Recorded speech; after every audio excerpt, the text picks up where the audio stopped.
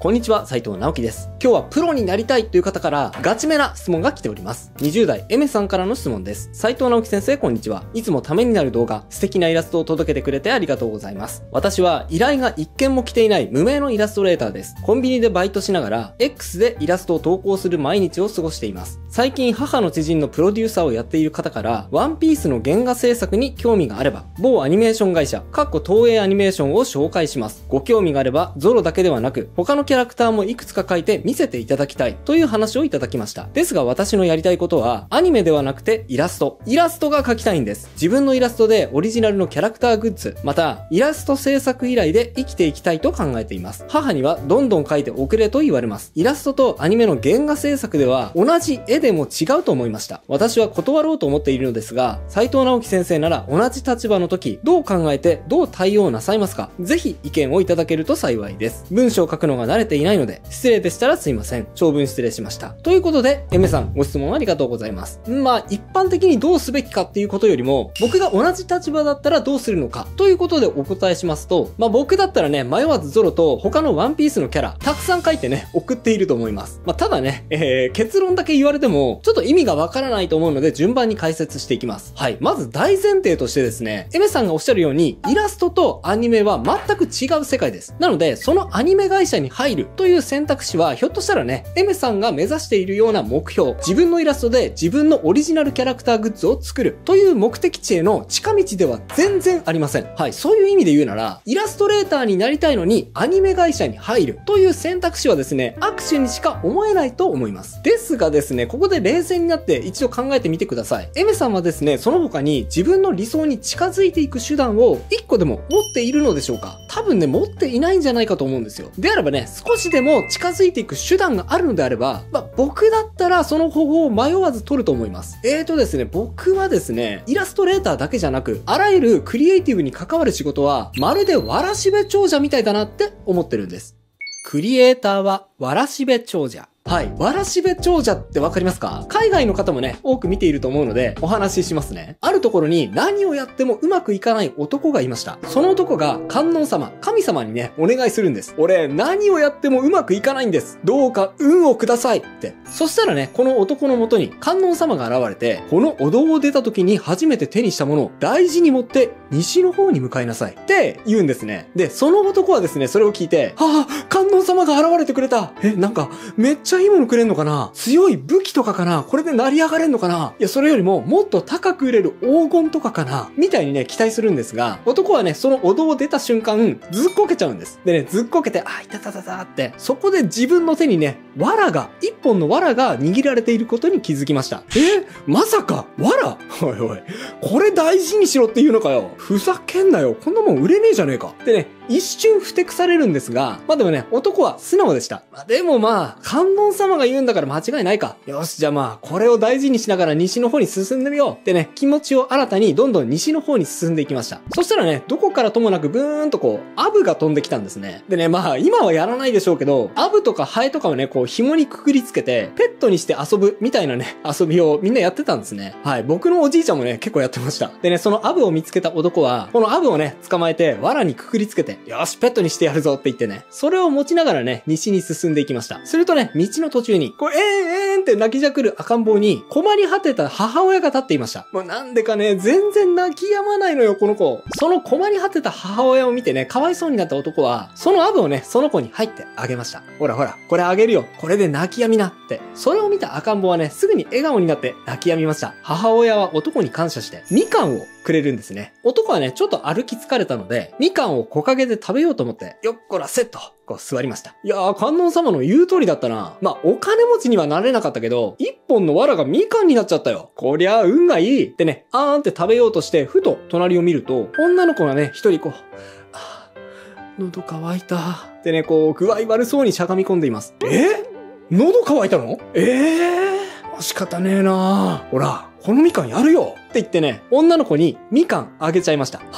ありがとうございます。その女の子はそのみかんを食べてね、すっかり元気になって、男にね、何やらお辞儀をして、どこかに行っちゃったと思った女の子でしたが、少し経ってね、なんと従者を連れて戻ってきました。あなたは命の恩人です。どうかこれを受け取ってください。ってね、なんと豪華な反物、布ですね。キラキラした布を渡されました。はい、女の子はお金持ちのお嬢さんだったんです。もう豪華な反物をもらった男はね、上機嫌です。ひゃっほー、これ売ればもうめっちゃお金持ちになれるじゃん。はあ、観音様は本当のことをおっしゃっていたんだな。やったーってね、大喜びで歩いていると、馬がね、一頭道端に突っ伏していて、その馬をね、こう、って、蹴っ飛ばしている男がいたんですね。んだこの役立たずのダバが、もう走れねえってんならここでかっさばいて、食ってやろうかこの畜生めってね。男はね、それを見て慌てて一目散に駆け寄って、その男に言いました。あんた、そんなことしちゃいけねえよ。ほらほら、その馬がいらねえってんなら、この反物と交換しちゃくれねえか。ほら、こりゃ高く売れるぜ。あんたにとっても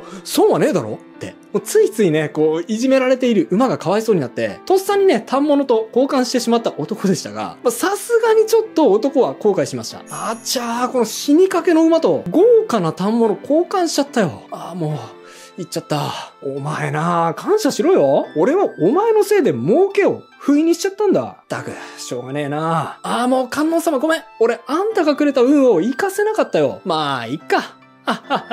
男はね、西に行くのをやめて、家に帰ってその死にかけの馬をね、解放してあげました。男の解放のね、甲斐もあって、死にかけだった馬はみるみる元気を取り戻して、男も驚くほど立派な毛並みをね、取り戻していったんですね。で、ある日、家でその馬の世話をしていると、身なりのきちっとした、艶やかな髭を蓄えたね、商人が家を訪ねてきました。そしてその商人は、その男にこう切り出しました。あなたのような優しくて立派な男を私は見たことがない。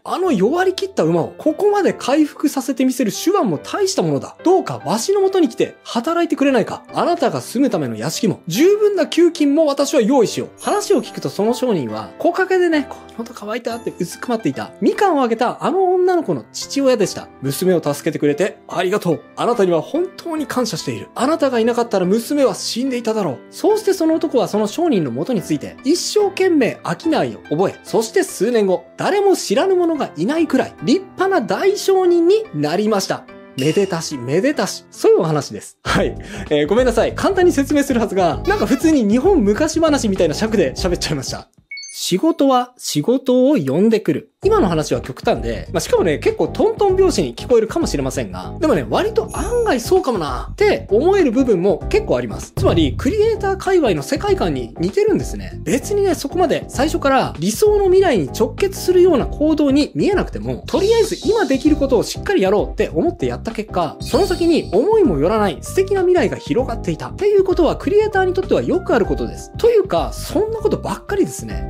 例えば僕もですね、約17年前、駆け出しのイラストレーターだった時に仕事がなくてね、困っていた時に、知り合いの有名イラストレーターさんが断った仕事がですね、僕に回ってきたことがあったんです。漫画のカラーリングのお仕事です。で、漫画のカラーリングってですね、こう言っちゃなんですが、イラストレーターにとっては別に未来に繋がるような仕事じゃないんですよ。だってね、自分の名前がこう、バーンと表に出るような仕事ではないからです。もう言うならば、裏方の仕事ですね。だからこそ、その知り合いの有名イラストレーターさんはその仕事を断ったわけですが、僕はね、そんな悠長なことを言っていられない身です。そしてね、何よりもその漫画、バキなんですけど、バキがね、僕好きだったので、その仕事をね、ありがとうございますって受けてね、めっちゃ一生懸命取り組んだんですね。そしたらですね、バキの作者の板垣先生、僕のことめちゃくちゃ気に入ってくれて、よし、バキの完全版の表紙、全部斉藤さんに任せようってね、かなりの量の仕事をババーンと任せてくれたことがありました。で、そしたらですね、その仕事を見た他の漫画家さんも、僕の塗りを気に入ってくれたらしくてですね、一時期ね、めちゃくちゃ塗りの仕事が来まくって、そして1枚あたりの額もどんどん上がっていって、多分ですね、一番やっていた時には、塗りの仕事だけで年間7、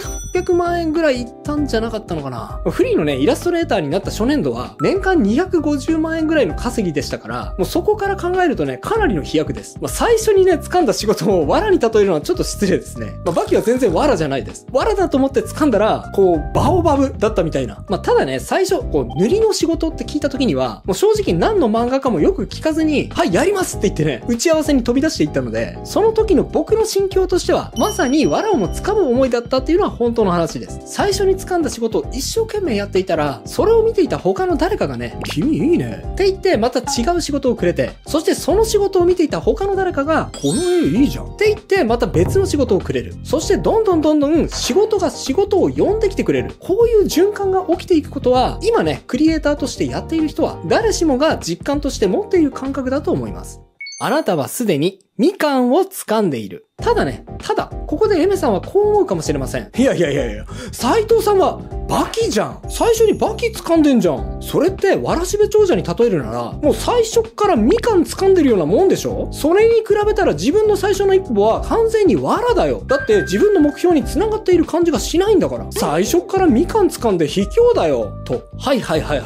まあ、気持ちはよくわかります。でも、いいですか？一言言っていいですか？なめんなよ、んなわけあるか！いや、ごめんなさい、違うんですよ。いや、僕はですね、わかりやすいところをかいつまんで話したので、最初からね、あたかもラッキーでみかんをゲットしたように聞こえたかもしれませんが、全然違います。さっきの話を聞くとね、僕は最初からカラーリングめっちゃ得意で、たまたま持っていたカラーリングという広いものを超豪華なバキというキラキラ反物に変えた、みたいに聞こえるかもしれませんが、僕はですね、ずーっと色苦手だったんですよ。だってね、高校生の時に行っていた絵の予備校でのあだ名が、色センスなし像でしたからね。はい。なんとか話してますよね。ただね、その時に、俺、色センスないんだって自覚できて、で、そこからね、色のことについてどんどん勉強していくようになり、意識的にね、色の知識を蓄えるようになりました。もしかしたらね、その時に買った色の教本が、僕にとっての最初の藁だったのかもしれません。と、このようにですね、周囲をこう見渡すと、自分以外の誰しもが、たまたま自分よりも運が良くて、まるでね、最初からみかんを手に入れてるように感じることが多いです。あいつはいきなりこんなものもらった。あいつにはすごい仕事が来た。あいつだけ超褒められている。あいつだけ運がいい。そう思いがちです。ですが、ちょっと待ってください。冷静に考えてみてください。それで言えば少なくとも他人から見れば、エメさんも超運がいいと思います。いや、だって、母親の知り合いが東映アニメーションと繋がっていて紹介できる立場？これね、本当の話だったらという前提はありますが、本当だとしたらそれだけでめっちゃ運がいい立場ですよね。そんなコネクション誰も持ってませんから。あとはもっと手前の話をするなら、東映とのつながりを持っているっていうことなら、多分東京とかそれに近い関東の人だと思うんですよ。その時点で僕はめちゃくちゃ羨ましいです。僕山形出身なので、そんな仕事に繋がっている人、身の回りに一人もいませんでしたから。見渡す限りね、農家でしたよ、僕の場合は。でもさらに言えば、そんな僕ですら運がいいです。だって日本に生まれてます。少なくともね、漫画、アニメ、ゲームの仕事に就きたいなら、もう海外から見たらね、日本に生まれただけでめちゃくちゃ羨ましいと思いますよ。日本は経済不況って最近言われてますが、そんな中でもアニメとかゲームの仕事に就きたいと言って、日本に学びに来る海外の学生、非常に多いです。というか年々増えていると思います。彼らからしたらね、エメさんの今回の質問を聞いて、絶対こう思うはずですよ。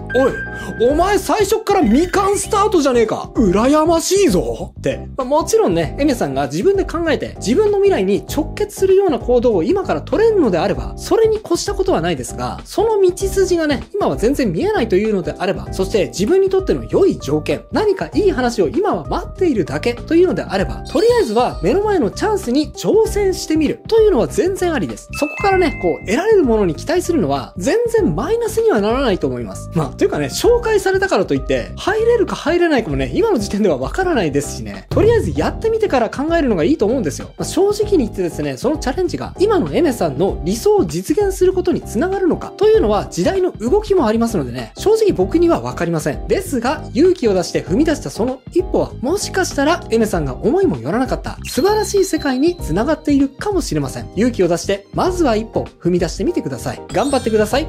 応援しています。以上が今日僕が伝えたかったことです。いかがだったでしょうか？今回はね、悩みにお答えする回だったので、若干ね、精神的な話でしたが、僕のチャンネルでは具体的な上達法やテクニックについてもお伝えしています。例えばこちら、絵の上達を早める模写のコツ伝授します。では、僕がイラストレーター作者2さんの絵を実際に模写して、その時にどんなことを考えて、どう模写したら上達するのか、その考え方についてお伝えしています。プロってそのレベルで模写すんの？やばってね、多分びっくりすると思いますよ。興味がある方はぜひこちらの動画もチェックしてみてくださいね。それではまた次回の動画でお会いしましょう。バイバイ。